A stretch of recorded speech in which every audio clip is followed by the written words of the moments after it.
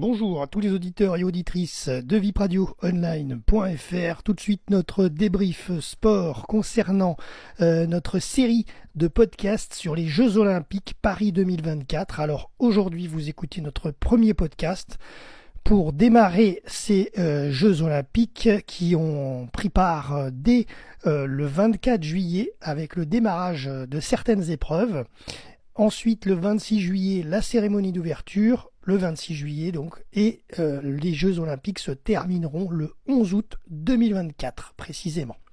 Alors, on commence tout de suite avec la rétroaction de ce qui s'est passé ces derniers jours. Donc, comme je vous l'ai dit, les JO ont démarré avant la cérémonie d'ouverture, et notamment le mercredi 24 juillet, avec les épreuves de football et de rugby à 7. Les deux premiers matchs des Jeux Olympiques étaient les rencontres de football à 15h Argentine-Maroc au stade Geoffroy-Guichard de Saint-Étienne et Ouzbékistan-Espagne au Parc des Princes à Paris. C'était donc le lancement des JO concernant les épreuves. Ensuite, alors nous, dans nos podcasts, on va s'attacher particulièrement aux résultats de nos tricolores, bien entendu. Alors donc, côté français, le 24 juillet, en rugby à 7, Hommes poule C, match 3 à 16h30 au Stade de France. C'était France-États-Unis et on a assisté à un match nul 12 partout. En rugby à 7, Hommes poule C, match 9 à 20h au Stade de France le 24 juillet. Nous avions France-Uruguay et on a eu une victoire française 19-12. Et ensuite, le troisième match suivi par nos équipes RVPB, c'était le football, donc le 24 juillet, hommes éliminatoires de groupe A, le premier match à 21h au Stade de Marseille. C'était France-États-Unis et on a assisté à une belle victoire de nos Bleuets, 3-0. Deuxième jour des Jeux Olympiques, jeudi 25 juillet. En rugby à 7, hommes poule C, match M16 au Stade de France à 15h30, c'était Fidji-France, victoire des Fidji 19-12. Ensuite, au handball féminin, tour préliminaire, groupe B, match 5 à l'Arena Paris Sud 6 à 19h, c'était Hongrie-France, victoire de nos Françaises 31-28. En football, femmes éliminatoire, groupe A, match 1 au Stade de Lyon à 21h, c'était le match des féminines France-Colombie, victoire pour nos Françaises 3-2. En rugby également, c'était la deuxième partie des hommes aujourd'hui. Rugby à 7 hommes, quart de finale pour le 22e match. C'est le Stade de France à 21h30, Argentine-France, et c'est une victoire pour nos Français, les rugbymen, l'équipe de Antoine Dupont. Victoire 26-14, les Bleus sont en demi-finale. Troisième jour des Jeux Olympiques, vendredi 26 juillet, c'était la trêve des matchs aujourd'hui en raison de la cérémonie d'ouverture qui a donc démarré à 19h30. 48 heures après le début des épreuves. Sortie de son cadre historique dans un stade, la cérémonie a marqué une rupture avec les précédentes éditions des Jeux Olympiques. Elle a cassé les codes et elle s'est voulue audacieuse, originale et unique. La capitale a fourni un spectacle avec différents tableaux en mettant en scène les ponts, les monuments, les établissements culturels de la ville qui bordent le fleuve. Jamel Debbouze, porteur de la flamme dans un stade vide, qui la donne ensuite à Zidane, qui part en métro, porteur de flamme, et ensuite c'est un porteur de flamme, c'est des enfants qui récupèrent la flamme, qui la donnent à un porteur de flamme masqué.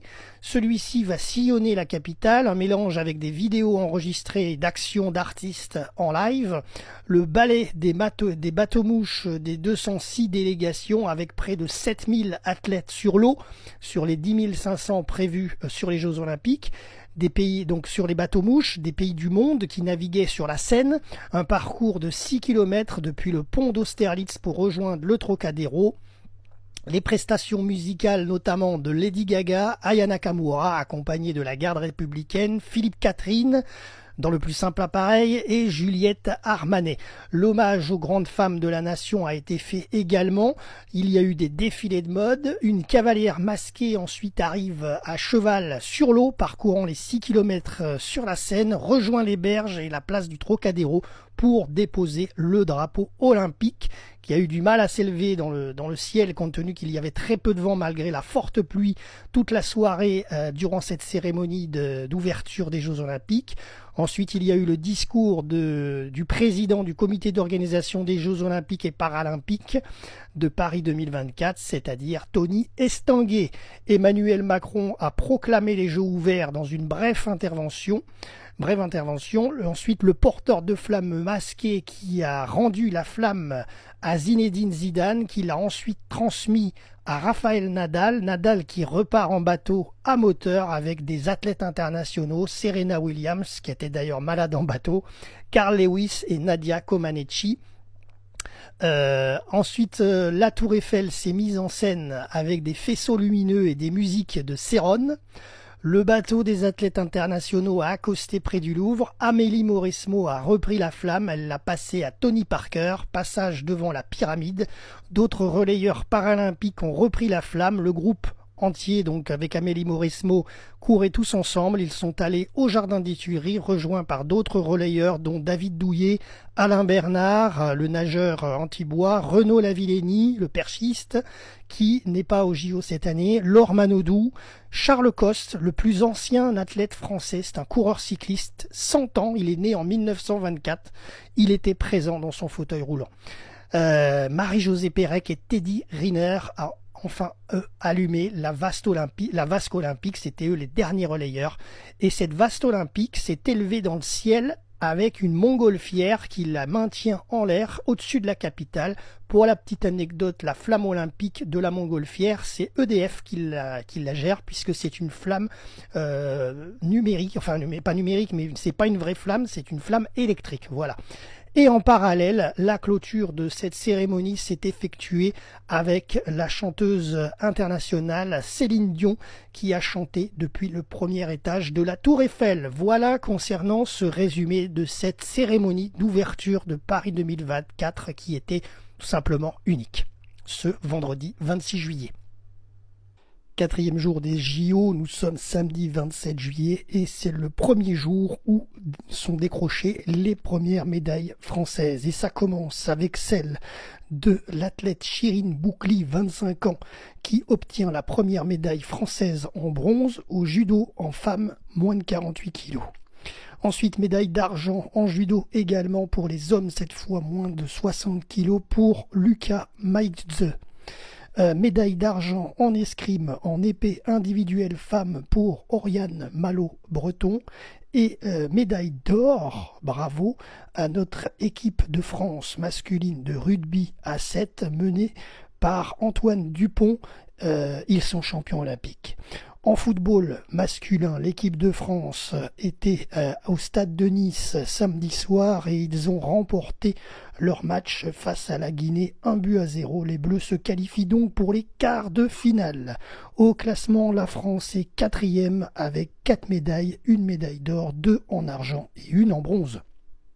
5e jour sur les Jeux Olympiques de Paris, dimanche 28 juillet, 4 médailles de plus dans la journée. En or, cyclisme, VTT cross-country femme pour Pauline Ferrand-Prévot qui a mis 3 minutes d'écart à son adversaire. Médaille d'or également, la deuxième de la journée pour la natation homme 400 mètres 4 nages pour le prodige Léon Marchand qui a mis plus de 5 secondes d'écart à son adversaire dans le bassin de la Défense Arena. Ensuite, médaille d'argent en escrime épée individuelle homme pour Yannick Borel.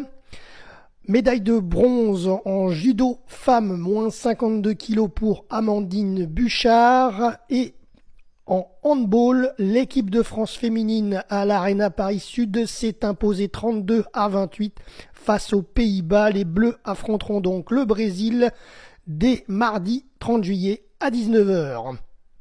Le classement des médailles, donc le 28 juillet, la France est 4e avec 8 médailles, 3 en or, 3 en argent, 2 en bronze.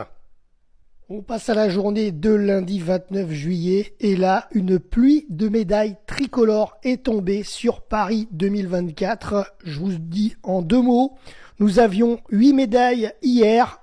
Eh bien, lundi soir, nous avons le double. C'est kit ou double, 16 médailles. Je détaille. Médaille d'or, la quatrième médaille d'or française en canoë-kayak slalom homme pour Nicolas Gestin au stade nautique de Vers-sur-Marne.